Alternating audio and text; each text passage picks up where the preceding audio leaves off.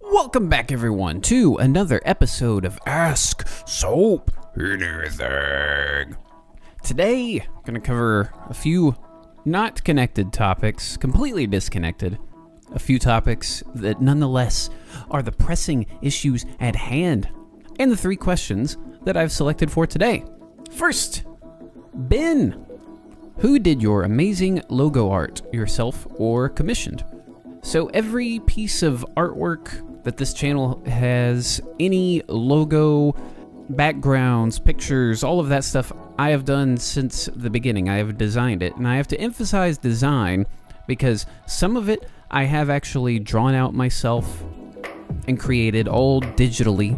I used to be, at one point in time, a freelance graphic designer doing design work for bands specifically. So my band, other bands in the area, local venues, things of that nature. I would design designs for merchandise, posters, MySpace, because that was the big thing. I would do a lot of design work for MySpace pages, all of that fun stuff. So I took my experience in that and have moved it on to the YouTubes. So from day one all the way to today, I have designed everything.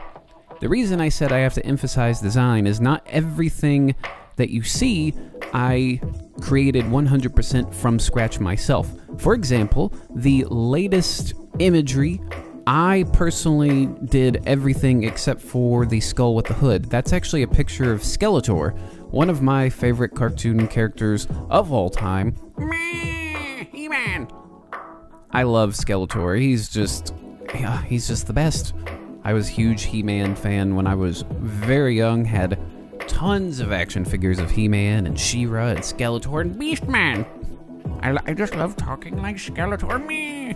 Anyway, so yes, that's a picture of Skeletor that I just took, tweaked it, chopped it up, did all that fun stuff, you know, typical graphic design stuff where you take some pre-existing things and, you know, kind of make them your own.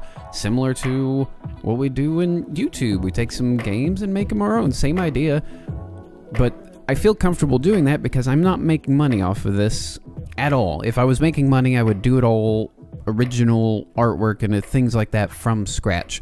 But since this is a completely free, forever free channel, no payments are coming my way, I have no issue with taking something that someone else created and kind of tweaking it to be my own, but at the same time, I'm not claiming it 100% as my own. I'm not making money off of it. I've had to deal with that kind of thing before where I've seen other graphic designers take other things that either they don't have a license for, don't have permission to use, and it always turned out in kind of a nasty way for said designer because they're basically stealing. But yes, every piece of art from day one all the way to today, I have designed and or created myself by hand and with computer. The next one, Brenner. Do you puff the jazz cabbage? I think now that's going to be my new favorite way of saying marijuana and weed and that sweet, sweet cheeb, that ganj. But yes, jazz cabbage. Oh, I love that. I've heard the wacky tobacco grass, all that, you know, all that fun stuff. Anyway, on with the question. Do you puff the jazz cabbage? Only asking because you said you love the vibe, in quotes, of Washington, Oregon, and Colorado, all states that passed legalization. I love the PNW, aka the Pacific Northwest, too. So, we'll start with, speaking of the legalization, I'm all for it. I think it should be completely 100% legalized nationwide. I am all for that. Do I puff the jazz cabbage? Currently, no. I haven't in a long, long time. Have I done it before? Yes, multiple times. So, I'm going to tell you some of my experience with it. So, for the most part, it just, at least what it does to me, is it makes me very mellow, but at the same time, very focused. And like a hyper focus on, usually it's just watching something like a movie or TV. I'm not one of the people who does it and then does other things. It's just sitting around and watching whatever. But I get so hyper focused that my sense of time completely distorts. So there was one instance where I was over with a friend, hanging out, doing that, and we were watching a documentary. I forget what it was. It was like a musical kind of documentary, just a band made a documentary, or somebody made a musical or a documentary about a band, something like that. And after a little while, I was sitting there thinking, man, this thing is a long documentary. It's good, but it's long, and it's probably getting really late.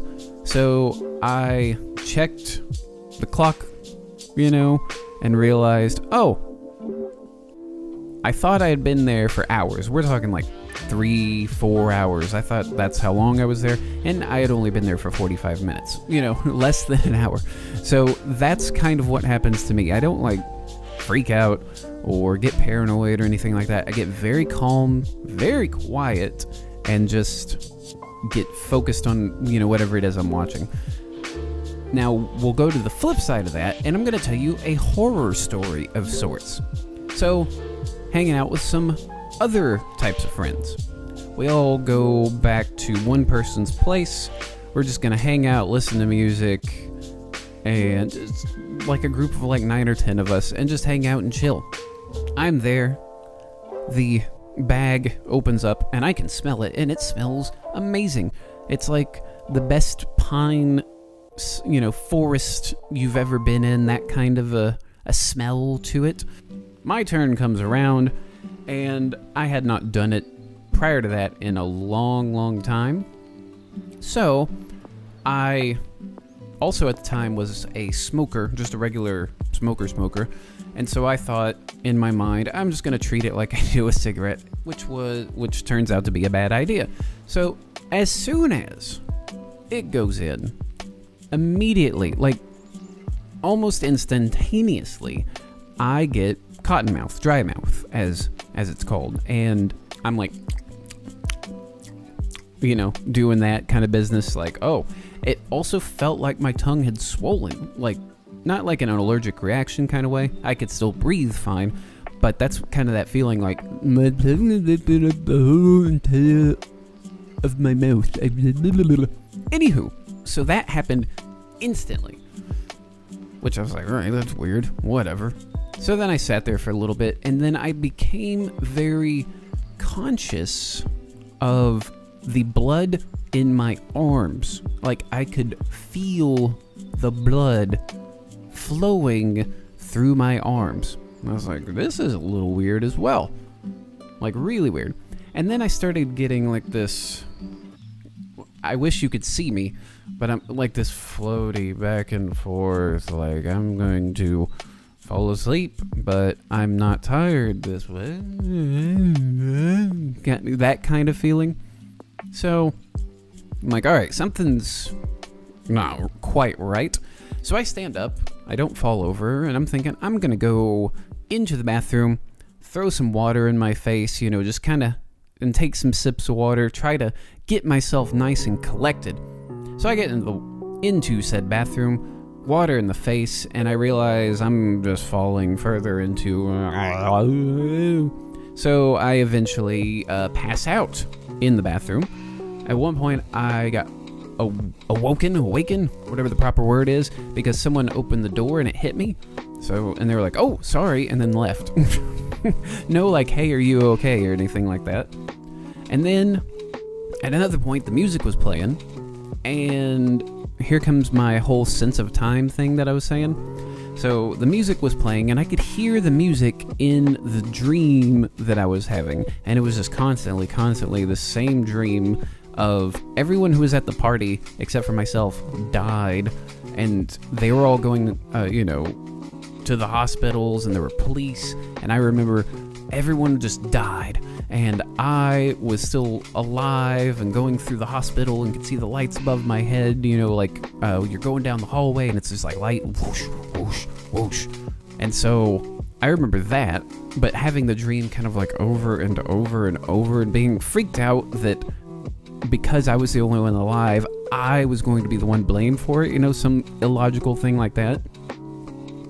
And so that whole time I was dreaming, and the dream repeated itself. I kept hearing the same music over and over and over. And then someone finally came in to check on me, brought me some water, and was like, hey, you know, you okay? We haven't seen you in a bit. And I couldn't really speak all that well, like I was, you know, just waking up, but not really awake, asking me, you know, hey, what do you see currently? And I looked over and I saw a cat, and luckily that really was there. There was actually a cat there. So, like, yeah, that's a cat. It's like, yes, okay. And so eventually I went back, passed out. I woke up. Apparently I was out like this for about 2 to 3 hours. I woke up and did not feel great at all. Had someone drive me back to my place, you know, left my car there, and, you know, arranged to get it at a later time because that was clearly not what was supposed to be done. Oh, and I also threw up for the first time in my adult life. I hadn't thrown up since I was a small kid. It's just one of those things, I just don't throw up. And I did that night.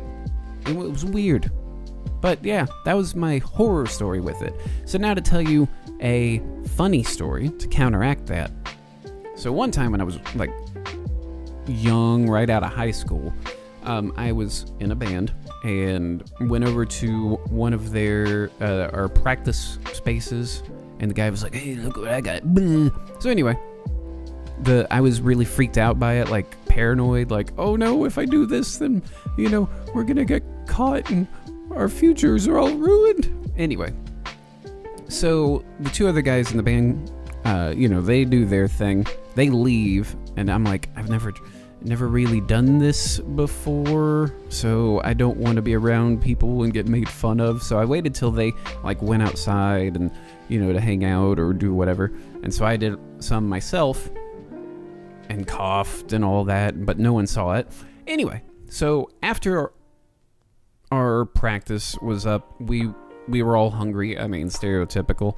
So we go to a place that, at least around where I grew up, where I live, most of where I've been, I haven't seen one in forever, a Grandy's restaurant. You know, we knew a person that worked there, and they would give us, like, free food near the end of the closing. They were like, hey, we're just going to throw this away anyway, so if you guys want it, you can have it.